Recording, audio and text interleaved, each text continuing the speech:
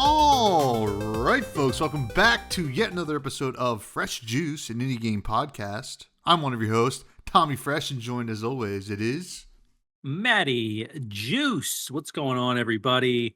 It's a big episode, Tommy. It's a big episode because it's episode 100. Triple digits. We did it. 100. We did it.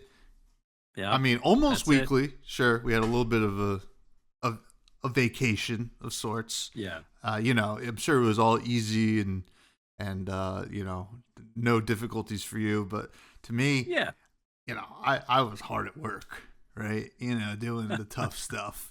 But it's, no, we're 100 episodes, really cool. Thanks everybody for sticking with us. It is the last episode. Until the next one, which is next week. But it's a big one. We're going to be talking about Silksong.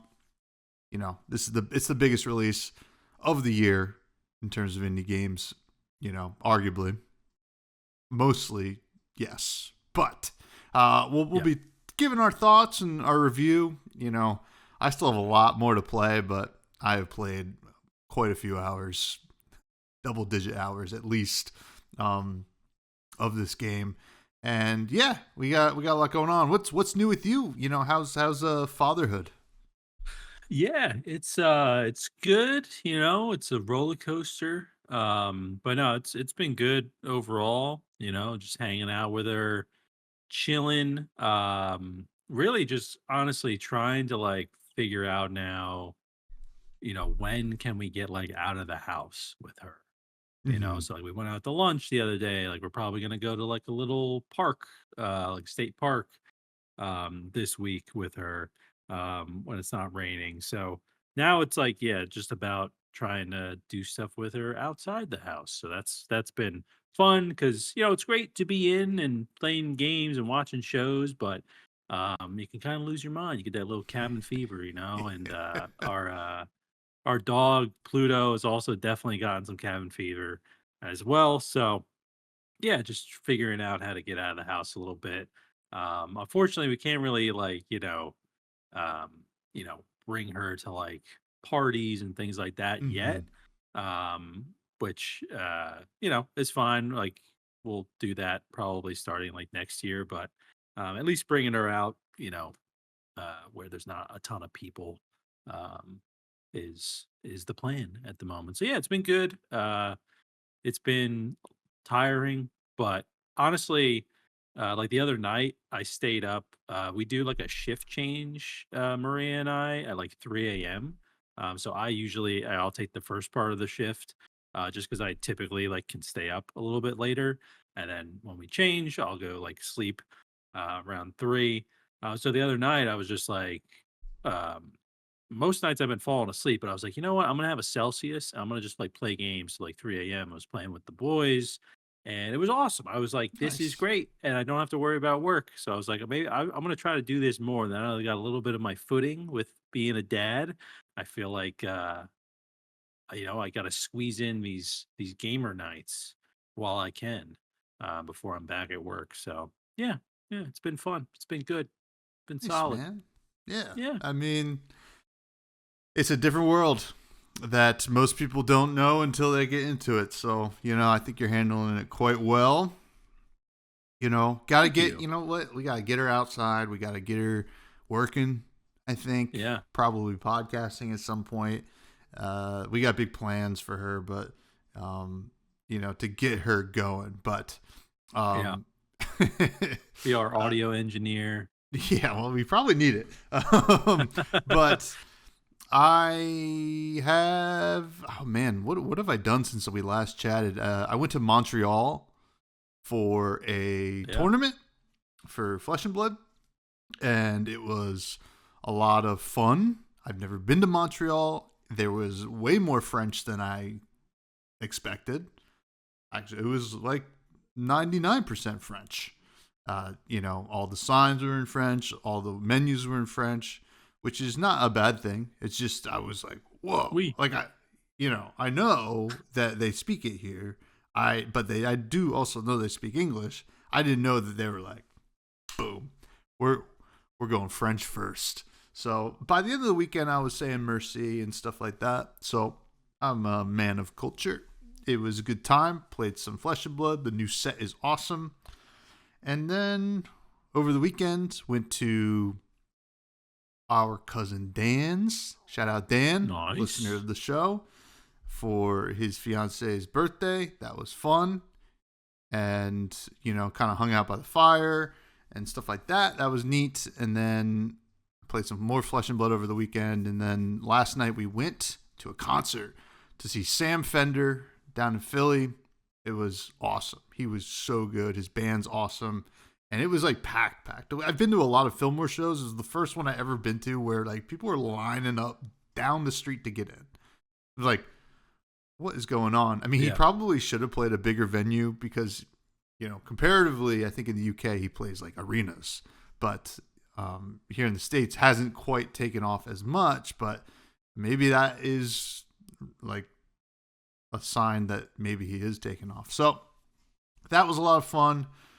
And yeah, just kind of doing stuff, podcasting, creating content, playing a lot of the new Flesh and Blood set, Super Slam, which is pretty sweet, but also trying to game as well. Still working on my Balatro no death runs. The highest I got was 26 wins in a row. And then I freaking fucked up and I was like, God damn it. Like I was really on one. I think I'm in like 5 or 6 wins in a row in the current one, but I can usually do a pretty good run on the white stakes, but after that, once you start getting to the higher stakes, it becomes, you got to really lock in. So what's like been your average run, would you say? Like, I would say teens. I think if the average is brought down by the black deck, because the black deck is the hardest if you don't get a good joker early, right? It's once you just got to get that first joker, and then you can usually like coast. But like there's just random bad RNG sometimes in the first blind that like you just get screwed over and you didn't plan ahead enough, and all of a sudden you're dying because it's one less hand. So, but yeah, so I don't know, 5 or 6 is probably the average, maybe up to 10. But the 26 one was like, it took me a while because like, you're not really doing a lot of the runs back to back because you got to really focus for the whole 45 minutes or whatever. But, I tell you what, Lady Fresh loves it. I'm playing so much, she really does. She makes sure she tells me, hey, instead of paying attention to me, can you play more Balatro? Yes. Oh my God, I thought you'd never ask. But other than that, man, it's just, we're chilling. We're chilling. Yeah. But Nice. Well, how'd you do at the Flesh and Blood? I saw you were playing. I saw you were in a promo video as well. That's pretty cool. Yeah. I did okay. I didn't play that well. My buddy Craig almost made top 8. Lost the last round, his winning in, but still got top 16 or something like that. But yeah, it's a limited environment. This is like, this is card gamer talk, but basically you're opening up new packs and building decks from them rather than bringing your own deck. So there's a certain amount of variance, and then like if you it was all new cards. It was the first time anybody had played with the set, so you're just like, it's a lot of information. You got to figure out what you want to do. But I had a lot of fun. I think the set was really cool, and then Montreal was also really cool. So nice. Yeah. I wasn't really winning much, but I probably came out 50-50 on the weekend, but it was a good time. Now, we do have some news. First, we have a Discord, Fresh Juice Discord. Please check it out. It's a great way to interact with us and send in listener questions, recommend games, yada, yada, yada. And then there was 2 big delays, I think, which are worth noting. First, might as well say it, Balatro. Local Thunk came out and said, I'm sorry. The big free update that was supposed to come in 2025 will not be coming in 2025. Wrote a really long blog post about it, kind of saying, I'm approaching working on the game like I did when I was making the game initially, and which was like when I had time, et cetera, not trying to kill myself doing it, which I respect. And like, listen, it's going to be a free update. So what are we gonna do, right? Like, Yeah. how Yeah. dare you not give us something for free that we've got already gotten hundreds and hundreds of hours out of the other game that we did pay for. So it sucks, but I hope it just means that we'll get something better in the long run. Yeah. It is what it is. Like, obviously he has the luxury of being able to do this too, which is Mm-hmm. great. But yeah, I want that update to be as good as possible. He mentioned that he's got some great ideas he's always noting down in his notebook. So I'm sure he'll be cooking with it, but yeah, it's not anything that needs to be rushed. It's ready when it's ready, and I'm fine with that. There's plenty of things to play, and God knows Balatro has enough replayability as it is. So yeah, it'll be ready when it's ready. That's fine with me. And it'll just make it more exciting when it comes out. But let's just hope that it doesn't become the next Silk Song. Yeah. Because we just don't need, 7 years of people expecting the next Balatro update. Let's get it before then, maybe, but take as long as you need at the same time. Well, it's funny, right? Because like right now, if you followed the Silk Song kind of journey, you might be thinking, "Uh-oh, we have another Silk Song on our hands," where it started out as an update, like DLC, and then they decided to just make a whole new game, and we're just like, "Oh, what? Baltro 2?" But, Oh man. I doubt that. I doubt that, you Yeah. know. Yeah. But we'll see how it goes. And then the other big delay was Slay the Spire 2 is not entering early access this year, and they're looking at 2026 now, which whatever. That's another one that as long as it means it's a good product, I think it's fine. It's another one where the base game is still very replayable and people still play the hell out of it. So um, there's a lot of hype to live up to in Slay the Spire 2. Yeah. Yeah. Get it right. So, yeah, take the time you need. I think there's like a misquoted quote of Miyamoto, right? I don't know if he actually said it, but he's like, what is it, like a bad game is bad forever, but a delayed game is eventually good, or something like that. Oh Um, yeah, I don't Something know if like that. it's. But I've apparently seen he that didn't quote. say that. I Yeah. think people say every time that quote is out. But yeah, that's there's some truth to it though. So yeah, Hmm. delay it, make sure it's good, especially when it's a sequel. And we'll be talking about another sequel today. Yes, we We'll will. see if Yes, it we lived will. up to the Also, hype. some notable releases this week: Jump Space, which is a co-op indie game, right? Another big, like, successful co-op game, and Voyagers of Nera, which looks to be like a similar game to Sea of Thieves, I guess. Yeah, so Voyagers of Nera is it almost reminds me of like Moana and Hmm. Sea of Thieves, kind of like a survival game. I was fortunate enough to actually get a code for it. I've been keeping my eye on it for a good while. It's been kind of like because it looks so nice, it's been like a TikTok kind of heavily promoted game. And as the listeners know, I am in the survival games. This one's actually pretty cool. It's currently 20% off on Steam, so it's like 24 bucks. It's early access. And it's like an online co-op, there's no PvP, anything like that. But basically you are like, think of like Moana, and you're in this like magical ocean with all these spirits that you can like get these spirits to like follow you, and they have like special powers and things like that. It's been kind of cool. I've been enjoying playing the bit that I've played. I think it has a really good foundation. And I think, I honestly I feel like there's this like resurgence of like survival games that's coming back, which makes me excited because I love them, but I'm also, you know, it gets to the point where there's just so many that are coming out that there's only a few of them that are good. And I think Voyagers of Nera or whatever is is in the good category right now. It's got some cool mechanics.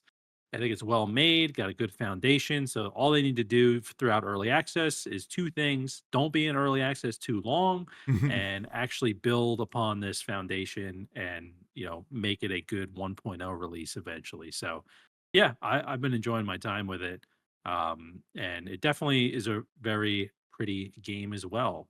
Um, and did you mention the other game on the Jump list? Space, yeah. Jump Space. Yeah, that's Yeah. another one I've been playing that's in early access. It's a $20 game. This one is basically well, how did I categorize it? It's almost like Sea of again, like Sea of Thieves meets like oh, how did I categorize it? I said it was a certain thing. I forget. It was like Sea of Thieves and some other game mixed together, but in space. Oh, Helldivers. It's almost like Okay. Helldivers and Sea of Thieves kind of together. So you and your crew of up to 4 players of, your friends, get together in this like PvE experience where you're in a ship, you're going from like sector to sector for these little missions, very similar like Helldivers where you're going from like mission to mission. But then, as like pirates or whatever starts attacking your ship, you need to go around. If there's a fire on your ship, you got to get the fire extinguisher, put it out. If they damage like the outside of your ship, you got to go out there and repair it. So it's this kind of cool like contrast of kind of these like dog fights you get into, but then you can also hop out of like the ship mode and be in the ship. So it's just been cool. I've been playing with our buddy Pat. I'm hoping some other people get the game too, because a full crew would be a lot of fun. But we've been really enjoying it, especially as the difficulty starting to like ramp up. Because in the beginning it's just like so trivial. You're kind hmm of just hoping for a little bit more interesting combat encounters and just more interesting things to do. But like one of the things that happened that was really cool that we didn't expect was there was like a ship that came in that was attacking us. And once we defeated it, like over the radio, it was like, all right, now go ahead and board the ship. So we were able to like pull up to them, hop out, and like actually board their ship and like loot their stuff and then leave. And then like you set the ship to like self destruct as you leave. So that was really cool. We didn't expect that to happen. So Jump Space, formerly known as Jump Ship, but they got into like some copyright trouble or whatever, trademark trouble with that. I guess because it's too general. So now yeah. it's Jump Space. But yeah, another cool game that also came out around the time of Voyagers of Nero. So been really enjoying those two so far, which has been a lot of fun. And yeah, so that's something that is, I'll spoil it. Jump Space is my rec room, so just for the listeners to know, but I'll talk about it a little bit more later. But yeah, it's a fun one. Sweet. And then also Megabonk came out, which I know a lot of people Yeah. are loving. This is did you play the demo for this or something similar? This is like a Vampire Survivors like but 3D. Um Yes. People are loving it. Yeah, so I did play the demo. I don't even remember which episode it was, a while ago for Megabonk, and I really enjoyed my time with it. It's got overwhelmingly positive, which, from what I remember, I don't know if I'd put it in that category. I haven't played 1.0 yet, though, so maybe Mhm. there's a lot more that they've added into it. But yeah, it's a cool take on kind of a 3D like N64, PS1, PS2 kind of graphic game that is like Vampire Survivors. So yeah, it's only like $8 right now on Steam. I enjoyed my time with it. With the demo, I might end up picking it up. I do see it, like, honestly, I didn't even know it was coming out, and I do see it a ton on TikTok right Yeah. now. But it's fun. It's a good time. It's silly. It's like one of the more silly Vampire Survivor like. So if you're into that sort of stuff, definitely check it out, especially because it's pretty cheap. But I don't know if I'd put it in like, I have to play the full game, but I don't know if I'd put it in like that certified fresh juice category if I were to rank it, right? But Hmm. yeah, we'll see. We'll see if I get a chance to play it. Yeah, yeah. I mean, a good week. Kind of like, and I think this upcoming week is also going to be like a ton of releases from people that got pushed away from the game that we're about to talk about, which is Hollow Knight Silksong. Yeah, so Yeah, let's talk about this game, let's do it. Hollow Knight Silksong. So, as we said before, this was a planned DLC for Hollow Knight, and Team Cherry, the developers of this game, just kind of like were having fun with it and took 7 years to just make a whole new game, right? So, the blurb here: discover a vast haunted kingdom in Hollow Knight Silksong, explore, fight, and survive as you ascend to the peak of a land ruled by Silk and Song. A contrast to Hollow Knight, where you are going down, you're descending, you are ascending. In this game, it is what some would call mostly a Metroidvania, but there is some really intense platforming challenges here, as well as some Souls-like boss battles, which is a little bit of what we saw in Hollow Knight, the first one as well. Hopping into the gameplay, though, it is for those who played Hollow Knight, it's not going to be a lot different, but there's going to be some noticeable differences with the character that you're playing as. You're playing as Hornet, who you do fight as a boss in Hollow Knight and appears as this kind of NPC often. So that was pretty sick to kind of see this like kind of fan favorite character from that game show up in this as the main character. And you're going to have pretty much like there is a different kind of economy in this. You have these kind of shards that are used to build tools, and you'll see they're not the real kind of currency that you'll have in the game, like in like Hollow Knight had like your geo, and right, that was the main economy, where the two economies that you have here are the shards, which are for tools and stuff like that, and then also the rosaries, which you'll use to buy stuff. Yeah, you're running around. It's a classic formula of Metroidvania. You're getting power ups to help you beat certain levels and get like to new areas, etc., etc. Having more powerful attacks for more difficult enemies. And you kind of hop in, and the difficulty is going to stare you right in the face because this is a difficult game. And, people have talked about it ad nauseum at this point. But honestly, one of the selling points of this game, I think, is how the difficulty makes you want to be better. Now, there is some talk of, well, should it have been as difficult out of the gates as it was?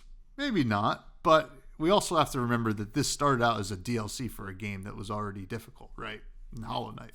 So Yep. you're assuming that the people that are getting that DLC would have been ready for the challenge anyway. But yeah, I guess that's probably could have been something that could have been reassessed in the beginning of the game. I did not find it to be a hindrance, and honestly, it's part of the charm of both Hollow Knight and Silksong that you're constantly forced to get better and figure out things, and also explore to kind of upgrade your character so that these challenges might be a little bit easier for you.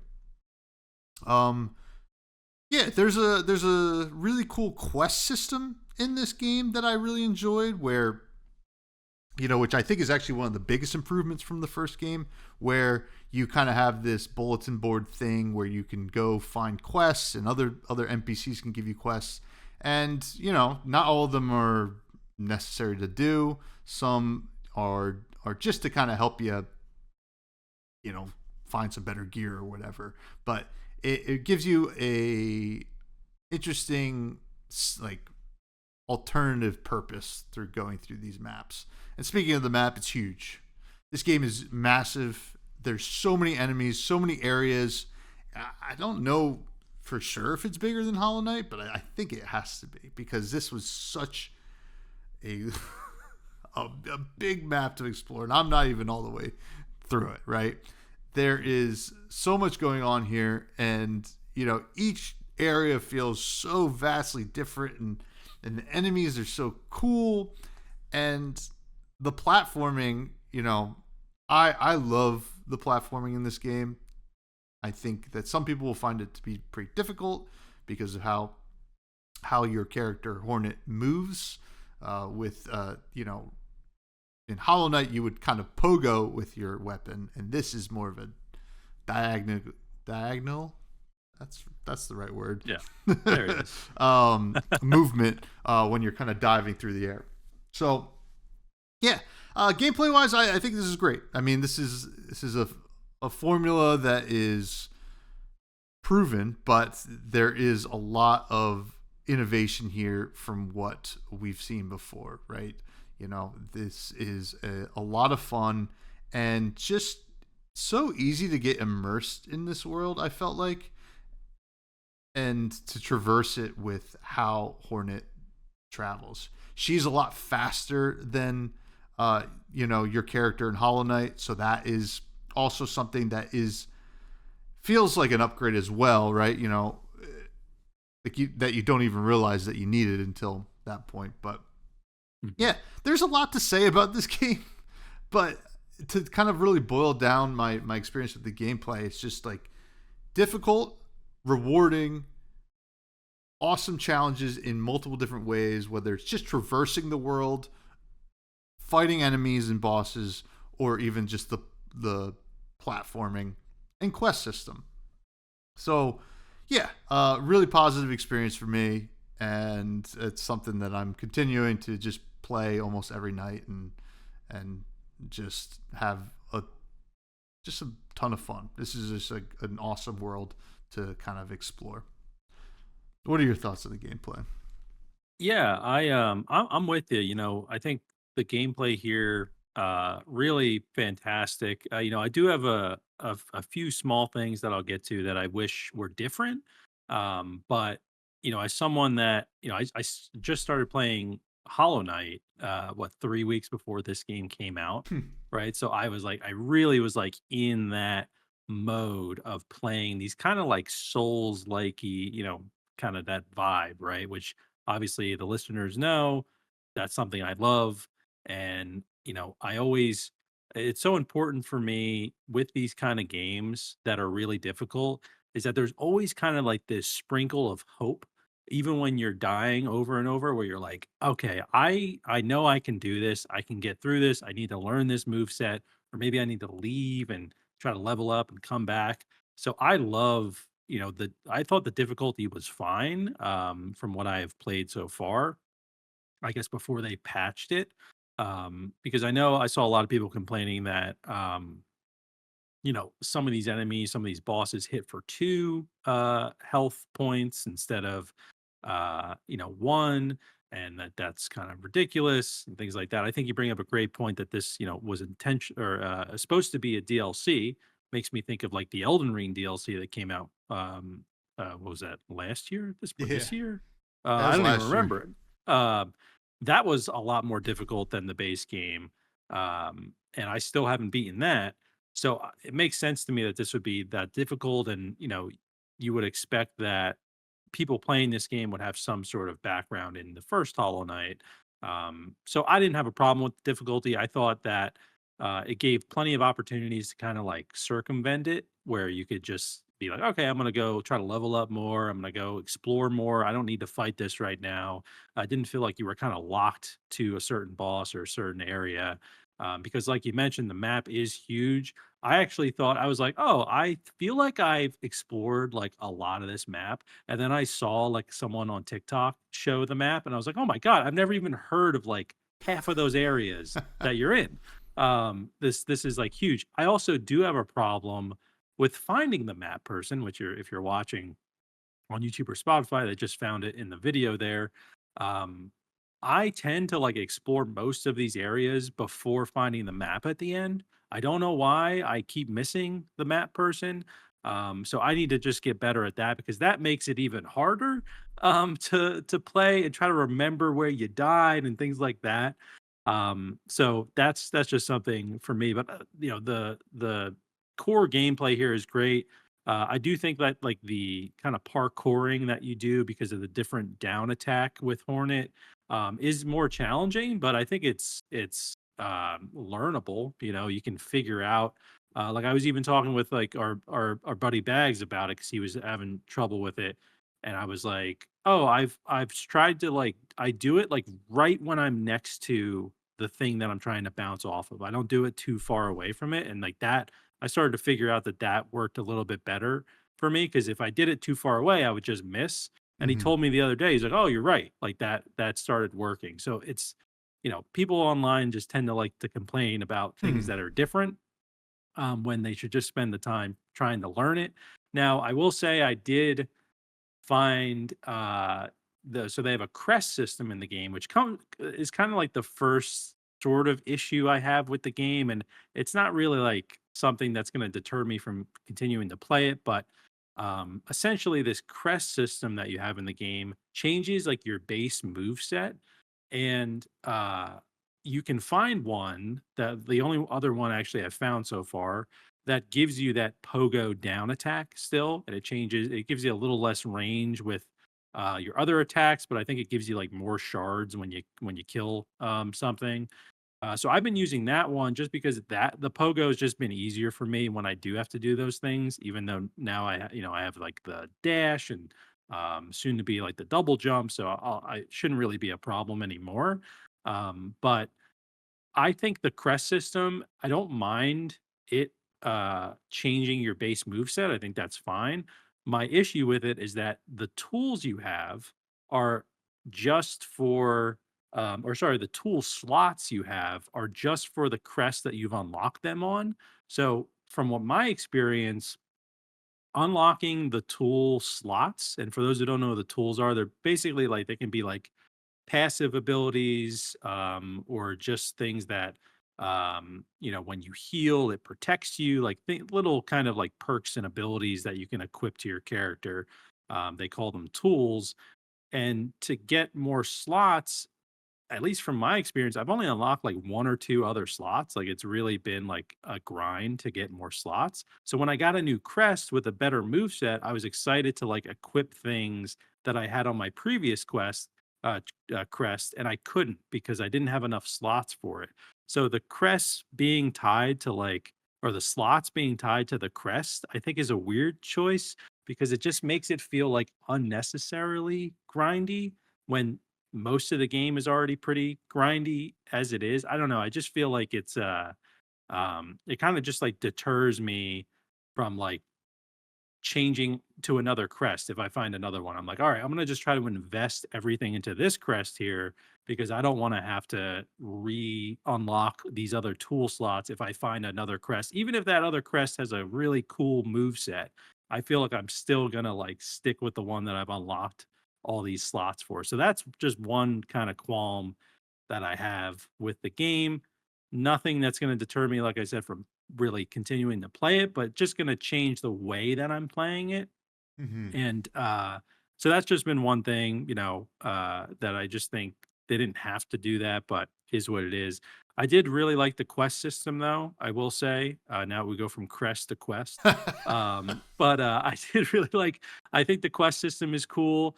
Some of them feel a little just too fetchy, but I do like it at its core. Like it's really exciting finding a new quest and like and turning it in, and I think like um I think it's just an overall great addition to the game. But there are like times where I get a quest where I'm just like, all right, this just feels like a little mindless doing it, but I'm gonna do it because I want the reward. But there are some that are fun. Like I like the flea one, trying to find all the fleas for the caravan. There's been some fun ones to like kill certain enemies and pick up the items they have. So that's been fun. But really, my only other qualm outside of the crest system uh, is like the currencies that you had mentioned. Right? There's the rosary beads, and then there's the shards. And when you die, you have to go reclaim your rosaries, but you don't actually have to go and reclaim your shards. Hmm. But my issue with the system, I don't mind having two different currencies, but if you have certain tools like like you're throwing shards or some of them are like traps, they'll actually like deplete the number of shards you have, which like I just think they they didn't really need that, or I don't know. It just, to me, I'm like, okay, I'm running low on shards. Um I just, I'm just not gonna use this tool. I just feel like some of them I'm like, I don't even need to like do these throwing shards most of the time or these traps most of the time. Even if they did help me in the past, I find myself, it's almost like the crest system where I find myself like just avoiding using it because I don't want to waste my shards in case Hmm. I want to do something else with them. I don't even know if you can. Yeah, you can. You can unlock certain things. You unlock like the fast travel, right? No, that's the rosaries. Yeah. What do you unlock with the shards? Shard. I Um, mean, to my knowledge, shards are mostly used as a resource. It's not a currency. It's like a resource for your tools, right? okay, And I then thought there were and certain things you do unlock with them, but maybe I'm I think there might be a few quests misremembering. that you can just uh like give the Yeah, I think shards that's it. and stuff Yeah, like that. And um yeah, it was initially the shard mechanic was not shocking to me. I don't I was shocked. yeah, But no, like it was like, oh, cuz I didn't know initially. I was like, what am I doing with these? And then I think it was when I got the throwing stars or whatever that I realized like, oh, okay, whenever I so like when I'm done throwing these stars, the next time I sit at a bench, the shards are going to yeah, deplete and refill my throwing stars, right? So I didn't mind it. It just kind of makes you a little bit.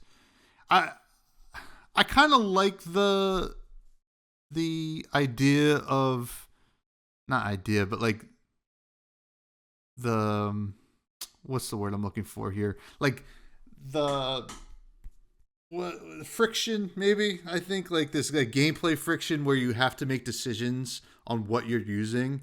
I do like that quite a bit. I mean, like there was always gameplay friction with the geo and same with the rosaries, right? Like you don't want to lose all of them, right? Because you that hmm, could happen, right? Like in the first game, right? If you died and then you didn't make it back to your soul to get back your currency, you lost it and you're like, what the hell? This is the worst yeah, feeling ever. The same thing happens here with the rosaries. So there is that friction there. And then the friction with these, because it's just a little bit different with the shards, is well, you know, I really like this tool. It's very helpful to me, but I need to make sure I use it when I need it, right? And not waste all my shards. So like I enjoy yeah, that kind of like gameplay friction. I don't know if that's the right word I'm looking for, um but yeah, no, I can yeah. understand why you're just like, okay, well, what's the point of using something that's going to use a lot of it, right? Is it that much more helpful? So, Yeah, I feel like I would like I just I feel like I wouldn't mind as much if it wasn't like, okay, you're I'm just gonna use I use that like shard kind of like trap, right? A hmm. lot. Or I was. Where that has a certain amount of uses. And then when you go sit down, it replenishes.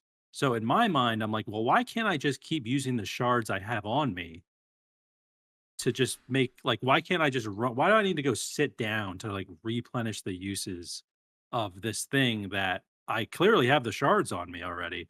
I just like, it'd be Yeah. one. I feel like I'd like it more if I could just empty out all, like I got 200 shards. Look, like I can use all these traps, maybe, and even the traps, like you can only have like three out at one time, I think, anyway. So Hmm. it's not like you can just put them everywhere.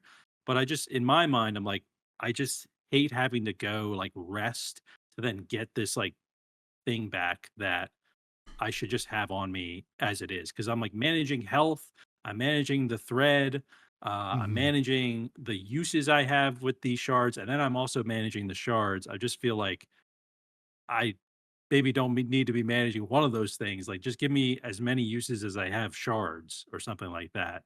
And these are just very nitpicky things too. Like Yeah. it, I'm not really like upset, with the decision to do this, but uh, I just feel like I don't know. I could be. I just think of like the Souls games where if like I have a certain amount of a currency in my inventory, I can just keep like like using as many throwing knives as I want, as long as Hmm. I have them in my inventory. I don't need to like go rest to then get more throwing knives, even though I already had them. Like it just that part just is weird to me. Um, and maybe I'll get another tool, right, that like makes me really go, okay, it's totally worth like using all these shards for this. Um, but for Yeah. right now, I'm just like I barely even use them because I'm like, I don't want to. I feel like I want to save my shards for some reason. Um, and just one other like nitpicky thing. The rosaries rolling all around. Can we like tone Yeah. down like the gravity or something with them or whatever? Like sometimes they roll off and I'm like, I am not going back down there to Yeah. get like three more rosaries, you know? And I know you can get the thing that like collects them kind of for you, Hmm. but I have other tools I'd rather have than that one. And especially when you like go up, you're going so far and then you find some rosaries on a string and you hit them and they all fly off where you just came from. I just like, I'm like, can we? I don't know. It's just, I worked Yeah. so hard to get there, and now they just fly away. These, you know, overall, I would love the gameplay, but these are just like little nitpicky things where I'm like, I would have liked it even more if these were better. Um, Yeah, but yeah. yeah, I mean, I'm definitely with you on the rosaries flying around. I think with the tying, the repairing of your tools when you're at a bench. I mean, it's consistent, right? With the whole like inventory system in this game, right? And in Hollow Knight, right? Like you have to like you can't just change your loadout until you're sitting down, right? yeah, Like that is just how it goes. And like whether that's too annoying or not, I don't know, but at least it's consistent. Now, me who dies a lot playing this game, I don't have many it's not like I don't have chances to go back to the bench. So, cuz I felt like it was fine cuz you know, uh, sometimes I get like I try to like learn like not bosses but like these mini bosses. Sometimes you go into a room where it's like a boss, like just a more powerful enemy that you hmm haven't really encountered yet and you aren't ready to fight as much, but I want to like learn how to like fight them and like learn how to like get past that cuz you can get past it. So like that was my first experience with like the shard economy, right? Because I was dying a lot, and then I was using my throwing knives in the battle, and that's when I first saw the shards go down. I'm like, okay, I need to actually just think about how I'm using my shards, which I thought was fine, but I could see how it could be annoying. Now let's get to the story, let's do it. which I'm gonna say I think this is a better story than Hollow Knight, which already had a great story. This is a little bit more of a. I feel like the stakes are a little bit higher in this. You kind of got this character Hornet who has some like deep ties to you know these other characters that you come across, and also who is kind of put into this world that she's not really a part of, right? And she is not necessarily like an antagonist to this world, but she is, I don't know, she's just a really really compelling character and has dialogue, which is Yeah. which is a different take than in Hollow Knight, right? So we get to see who she is, and like she obviously has ties to this kind of royal kind of higher like I guess family, I guess, like her parents. And she was like captured, right? So like you see the the story start out, she was captured, she was, like I guess going to be enslaved or something like that, and then was able to break free just by like getting a little bit of silk or whatever, and then you kind of end up in this world where now you have to like try to get out of it, right? Ascend to where you need to go, and the way she interacts with all the characters, right? Because it's kind of neat because in Hollow Knight she is not like she's not a bad guy, right? Even though it's a boss fight, she is more of this kind of almost Deadpool, not Deadpool, but like Deadpool-esque anti-hero, right? Like a Catwoman in Batman, where not necessarily a main character, but has her own things that she's trying to accomplish that are not really in line with what the main character is also trying to accomplish. So it's kind of interesting to see her side of the story, right? And what she goes through and how she handles, the journey, a similar journey as the Hollow. I always forget the name of the actual protagonist from Hollow Knight. It's not Hollow Knight. It's Oh, it's the Knight, I think. the Knight, or yeah. So yeah, I mean, I haven't rolled credits or anything like that, right? I still have a lot to play, but like what I've seen, you're just like, okay, this is a lot more involved, right? And I feel like I am learning more about this character than I was in Hollow Knight, which is, I mean, Hollow Knight was fine. It was good. And you did learn about the character, but she's a little bit more compelling because she has a personality that is, kind of shown through the dialogue and her journey. So yeah, I really, Yeah. I like it. I mean, I obviously want to roll credits to really get my full opinion, but it's more than enough to keep me wanting to play. I mean, outside the gameplay, you want to see what is going to happen in this story, I think. Yeah, I agree, especially like being someone that played Hollow Knight like fresh right before Silksong. Like that's the one of the first things I noticed is like one like, Hornet talks. Yeah. And there's definitely like more personality there.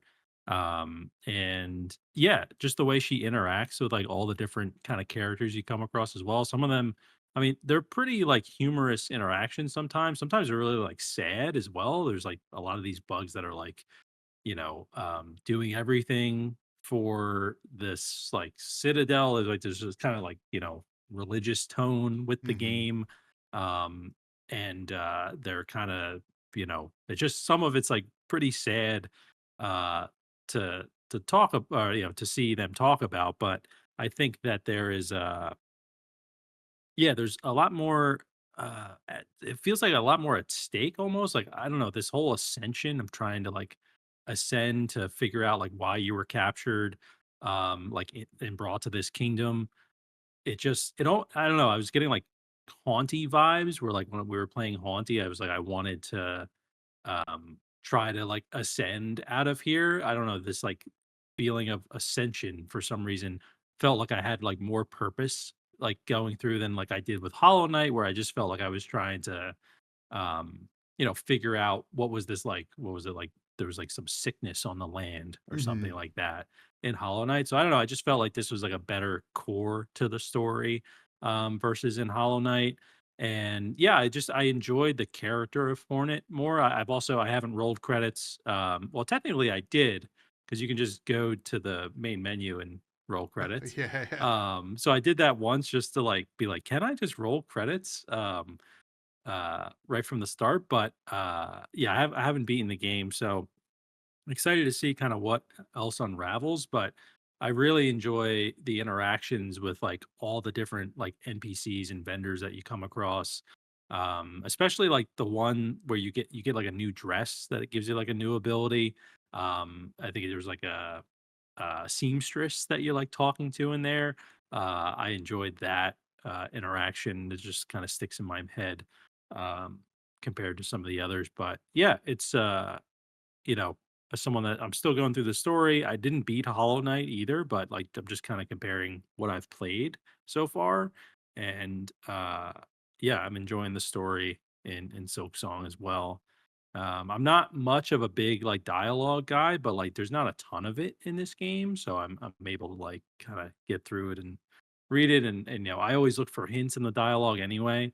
Um, Also, Mhm. just one other thing that I forgot that I noted down about the gameplay. Why is there no bank in this? Okay, I need a bank because I Yeah, actually looked up if there was a bank because I was like, I want to go to this and start banging my stuff. There's apparently no bank in the game.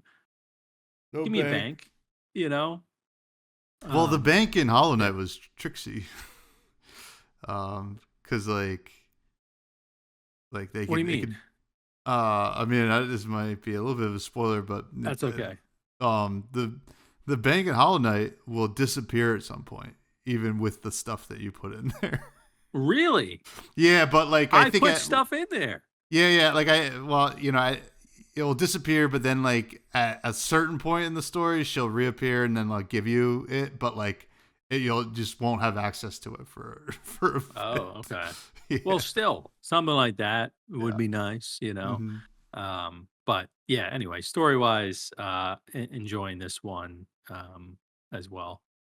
Yeah, I like the dreamlike sequences too. That will pop up through this story as well. Yeah.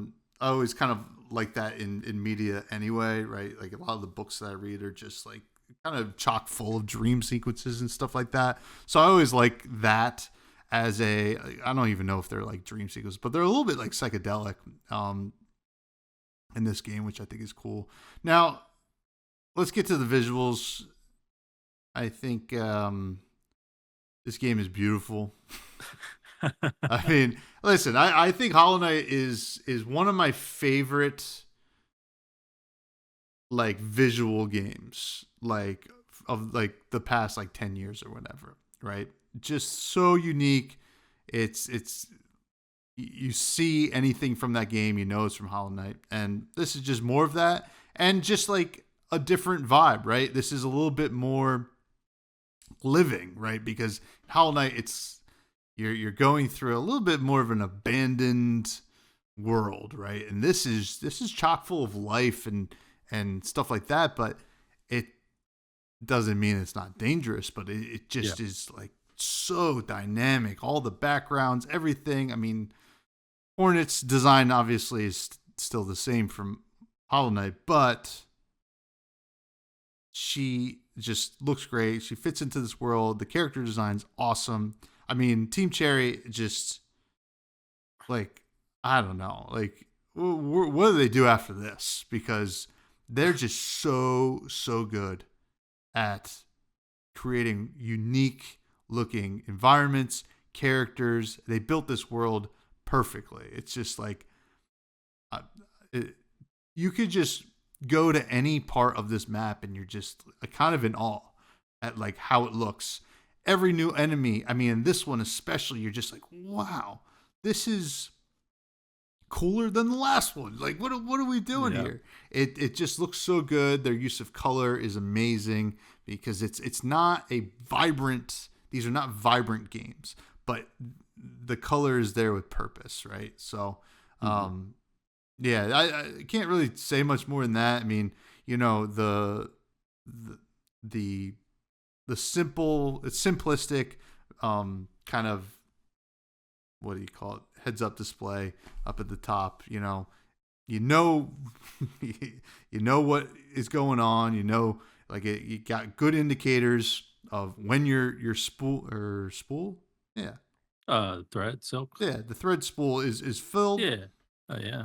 You know when everything else is filled, and I guess the one thing I would have liked a little bit more is to just kind of know how many rosaries I had all the time, right? Like it will show Mhm. up when you get them and then disappear. I don't know if there was a setting there. I feel like I looked and there wasn't. But that is probably just a nitpick because you could just press pause and look. But yeah, that would have been nice to see. But I understand like with this game you have a little bit more um, like kind of bars of stuff, right? In the top than normal, right? It's not just your health. You got like the the spool. You got like the whatever tool you have, et cetera, et cetera. So, yeah, this game looks amazing. Yeah, it's you're wondering what does Team Cherry do next? I'll tell you what they do. They add these two characters to Smash and they give us some awesome stages that are set Yeah. in the Hollow Knight world because that would be sick. Uh and yeah, it just looks amazing. Honestly, right from the beginning, and I'll put the video back to like the beginning area of you're kind of in this mossy area. I was just like, "Oh my god, like this game is gorgeous." Just like the layers they have there, the contrast, they obviously have this kind of like light that's surrounding your character like they did in Hollow Knight. I mean, it just looks so good. They do an amazing job with the look of this game. Um and in terms of like enemy design, I mean, I love every enemy I come across, even if I hate the move set. I'm always like, this enemy just looks so cool.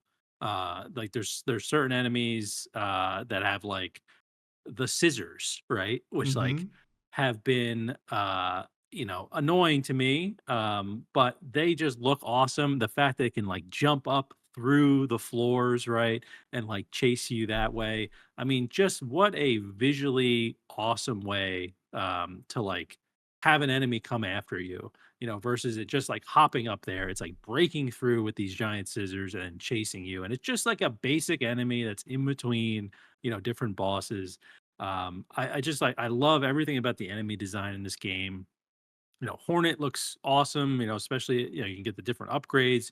You get one where you can kind of like float, right? So her like dress puffs up and like it looks cool. And yeah, I mean, it's just such an amazing game visually. I also that's the only note I had was yeah, also about like the rosaries. I actually find myself like looking at that quick map rather than going to the inventory, whatever you call like the kind of overlay map. Mm-hmm. I for some reason I keep thinking that like the rosaries will show when I access that, and they don't. So maybe that's where they could put them so it doesn't clutter up everything that's already in the heads up display in like the top left, but at least like you'd be able to access it a little bit quicker than like going into your inventory, then going to that tab where it shows them. So yeah, I agree, like that's the only thing that I think they could improve upon from like the UI standpoint, or maybe even just like when you go to spend your rosaries, it tells you how many you have currently. I think it only just will tell you if you don't have enough. Mm-hmm. Something small like that would be helpful. But again, yeah, it's not like a huge deal. Um, but yeah, I mean, just everything about this game. I'm so excited to like get to a new area, see what enemy types there are, see what the environments look like. It's just truly, I said this when I was playing Hollow Knight. Like I should have played this a long time ago. And it's not just for the gameplay, but it's also just for the like the visuals. I'm like, it's just they do an amazing job with designing the game. And I don't know if it should have taken 7 years or whatever to get to this point, but the visual from a visual standpoint, worth the wait, at least. So it's yeah, it just looks amazing. I'm just watching the gameplay in awe. And also boss design wise, I mean, some really cool bosses that you get to fight in interesting ways, at least that I've fought so far. Some that are even like you think they're part of the background and they come out and they, start attacking you. Like just really cool ways to, involve different types of enemies. So yeah, great job, Team Cherry, for sure. Great job. And then, great job in the sound effects and the music because I mean, the the voice acting's great, right? Yeah, did you know that Concerned Ape is a voice in in this game? But Oh, I did see that. I didn't know I don't know what who he though. actually voices. Yeah. Yeah. But yeah, the voice acting's really cool, it's like it's really on like that theme that Hollow Knight has. It's like kind of like childish, but like you know, it, it it adds to the charm of these games, right? Like we talk about these Yeah. character designs because they're not like scary or anything like that. Like some stuff will be a little bit like creepy, but like it's never like I'm terrified, but it's got this kind of nice tongue-in-cheek Yeah. cuteness to it, which the voice acting has in these games as well. And then the music, the score is excellent. This is by Christopher Larkin. Just, some of these tracks are just so good. I mean, I would recommend just throwing on the whole OST on like YouTube and just chilling while you're working, because it's that good, right? It's more of the same quality that we got from Hollow Knight. So really good there. Don't really have a lot of notes on it. I don't think I had any issues with either the sound or the music. I appreciated all of it, actually. Yeah, I'm with you. I mean, music, sound effects, great. I mean, one thing that I just can't get out of my head is the healing sound. It got to the point where like Maria just says it randomly, or it's like "Bindi" or whatever she says. I don't even know what she says. But it just I find myself just saying it whenever I go to heal as well. And it surprisingly hasn't gotten to the point where I find it annoying. I just kind of like, it just I don't know, sticks in my head and it feels right. So yeah, sound design just fantastic in the game. Enemy sound design great. Love the way like attacking sounds too, with the different types of attacks that you get. Um, just really satisfying, crisp. Just yeah, I don't have a lot of notes really with the sound. I mean, um, it just sounds just as good as the first Hollow Knight in terms of like different sound effects. So yeah, great Yeah. job. Again, Team Cherry don't have a lot of notes with the sound. I had no issues whatsoever. Yeah, Team Cherry. I mean, it's pretty incredible, what they've done here. But performance wise, I played on the Switch too. I had no issues. Just ran like a charm. Did you have any issues? No, yeah, I bought it on Steam, so I played on PC and on the deck. Runs great on both. Didn't really have any issues in terms of performance. One thing that did come up, just in case there's anyone else out there with a similar issue, because it took me a good amount of like Redditing and Googling to figure this out, is that I have a dock for my Steam Deck. And when I docked and I was trying to play the game on the TV, I was using an Xbox One controller. And with a game like this, you don't want any input lag. And there was a noticeable amount of it. And I was trying to figure out why. I was like, none of my other games have this issue. Maybe it's just because I'm not playing like really precise, like platformer kind of games lately, at least other than Silksong. And what actually ended up fixing it was I just used a PS5 controller instead, and I paired that to the Steam Deck, and I had no issues whatsoever. So if there's anyone out there that's like trying to play, I don't know if this is also an issue on PC or if it's just on Steam Deck. At least for wireless Xbox One controllers, I play wired on PC. But if anyone's out there having that issue with Xbox controllers, maybe try maybe a newer Xbox controller or a PS5 controller and see, or maybe even a Nintendo Switch Pro controller and just see if that fixes it. I found one Reddit comment buried in the thread that just someone was like, "Oh, it's because you're using an Xbox controller. You got to switch to PS5 or a different type, and it'll work." And lo and behold, it's been totally fine. So not really an issue with the game. I think it's probably due to like the Steam Deck for some reason, but um, yeah, that's just the only weird thing that came up specifically with this game, but not with any other game that I've played on the Steam Deck. So, anyone out there having that issue, make sure you look into that and try a different controller.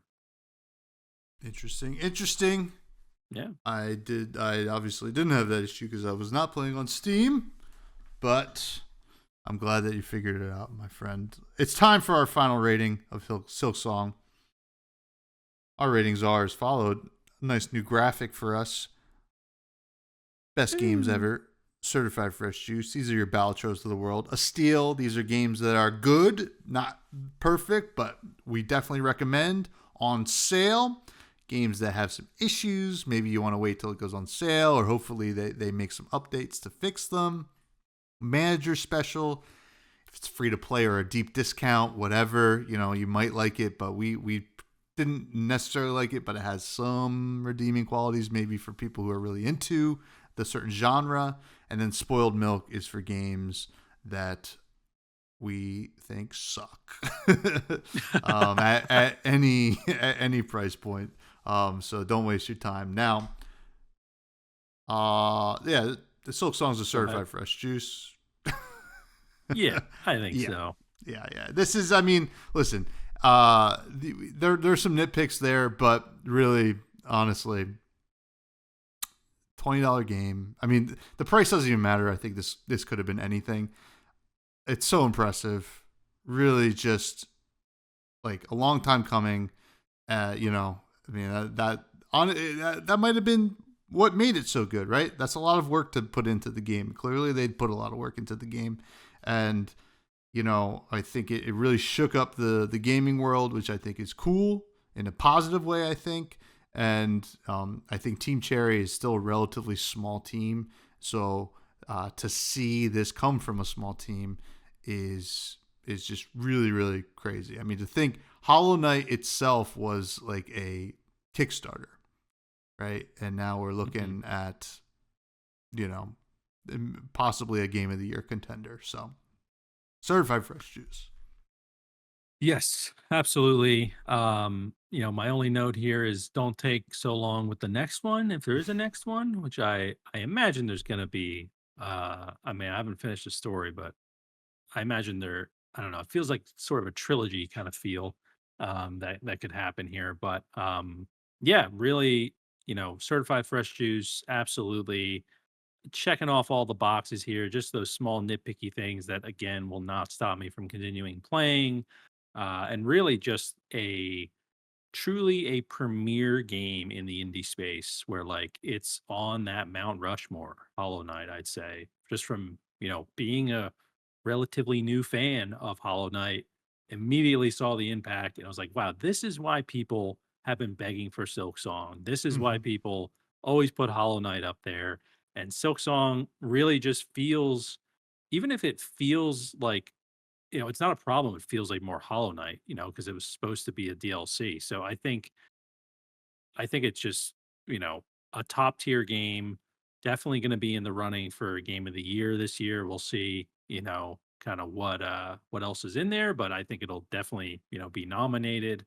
And yeah, just a certified fresh juice everywhere you look at it. Amen. Amen. And next week we have we'll do some, you know, we're gonna do the alternate thing, I think, where, you know, next week won't be a review, but we'll be talking video games, indie games. And then the week after that, we will be reviewing Catanaut, a newer game from, you know, our listener Capolo's friend. So we'll be Yep. checking that one out. And now we got some listener questions. These come from the Fresh Juice Heads in the Fresh Juice Discord. We got two from Bags. One is, what's better, a potato chip that's perfectly shaped or one that's folded over?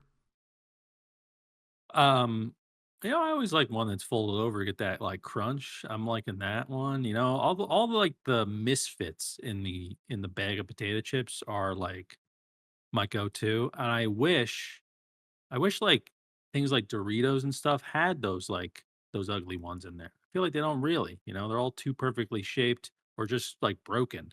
Give me those like little misfits, those little like folded over, you know, um crinkly ones, I guess, or whatever you want to call them. But yeah, sure, I'll go with the folded over. What about you? Yeah, I gotta go folded over. I like some crunch. You know, it is what I want out of my potato chips. Like I understand the taste is good, but like listen, I want um to get some crunch going on. Good question though. And the other one is, who's your favorite indie game protagonist? Indie game protagonist. So I mean Hollow Knight is obviously up there. Um Man, I don't know, it's tough. I love Cuphead. I think Cuphead's a really cool one. Um, it's tough to choose a Super Meat Boy was impactful. I guess for me. Um, what about you? You got anything that comes to mind? Um, so there is a game called Slain Back from Hell. This like kind of heavy metal. I don't know if you'd call it a Metroidvania. I guess it's just Yeah. like an action platformer, but such a cool game with a really cool score. But you're basically like this like kind of Viking looking dude with a giant sword. I think his name's Batharin or something like that.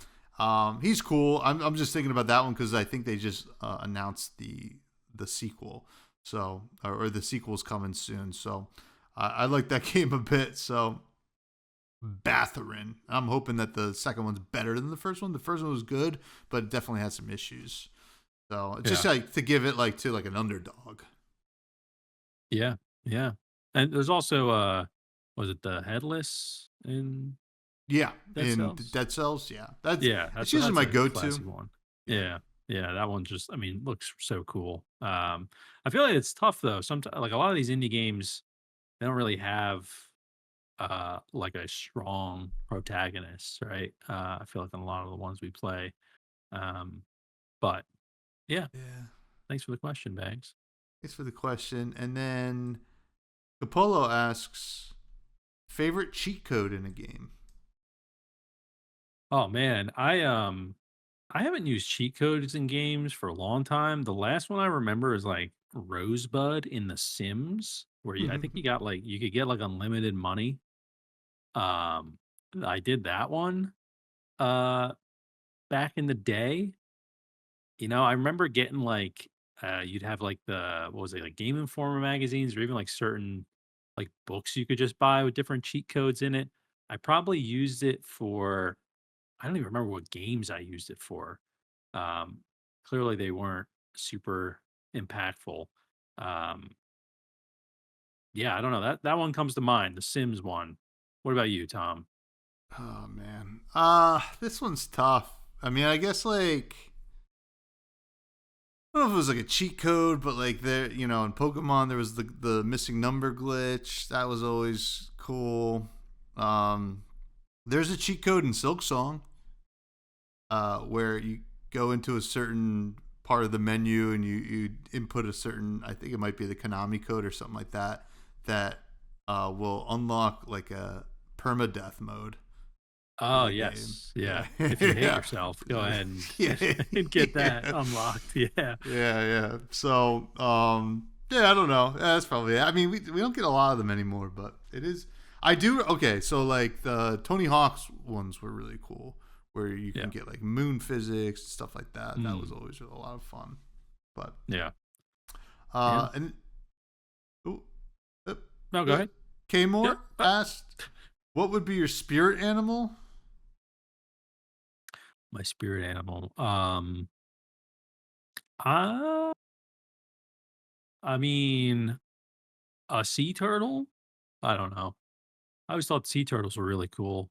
Sea turtles are It's probably cool. just from Finding Nemo. I was like, man, it'd be cool to just like be a sea turtle.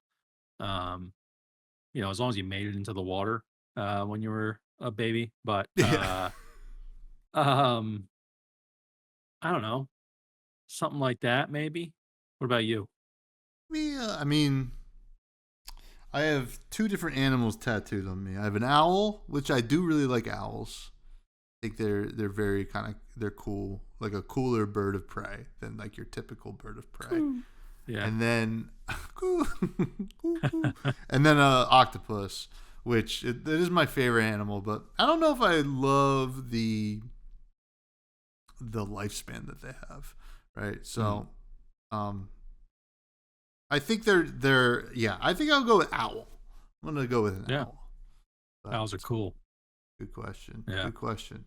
And that's going to take us to the rec room. What do you have to recommend this week? I'm recommending what I mentioned earlier, Jump Space. $20 early access game on Steam. A lot of fun if you're into like those kind of almost like like Sea of Thieves meets Hell Divers. You got a friend or two to play. Even like solo, I was having a good time playing it. Um, I don't know. It just seems like a game that's got a solid foundation. Been one that I've been keeping my eye on for a good bit, and it's been fun. It's just been fun, hopping in for an hour, just doing a session of it from time to time. And yeah, check out Jump Space. It is only $20 on Steam, which also is, to me, could have been a $30 game at least in my mind, but it is early access, so not doesn't have all the features in it yet. But I've put, let's see, about 6 hours into it so far, and it's been a great time. So check out Jump Space. Cool, cool. It does look pretty sweet. I am recommending a song called Tuesday by a band Tuesday. called Towns, which is Tounds. Every once in a while, you log into Spotify and they're just like new music for you, and you're like, I've never heard of this band in my life. Maybe I will like it. I'll give it a listen. And I gave a listen to the album. It was good, and they have this song called Tuesday that I liked. So that's my recommendation. I haven't really consumed a lot of media outside of music and podcasts lately. So that's it. That is it. Hell yeah. Hell yeah. Another banger. 100 episodes. Towns. There we go. 100. Here's to another 100. To another 1,000. In the next year. In the next year. 1, 2 every day. 3 every day, actually. Yeah. But yeah, that's been it. And I am Tommy Fresh. You can find me at Fresh Buds Pod on all platforms. And I got a podcast called Fresh and Buds, talk about Flesh and Blood trading card game. And you can find us on all platforms at Fresh Juice Pod. Matthew, where can people find you? Find me at Matty Gorm. I'm doing some streams every now and then when I have time, but yeah, find me at Matty Gorm, Gorm. And yeah, just a big thank you to all the juice heads out there, been with us for 100 episodes. You guys submitting questions every week. I mean, we appreciate it. And yeah, it's been fun, checking out I've never played so many games in my life. Yeah. So it's been fun, checking out a lot of different games, and keep them coming. Keep those recommendations coming in the Discord. Obviously, our next game we'll be reviewing is Catanaut. So that was a recommendation from Capolo. So if you guys have any other ones, put them in there. But yeah, there we go. 100 eps. We did it. And they were the freshest, juiciest eps ever. Goodbye.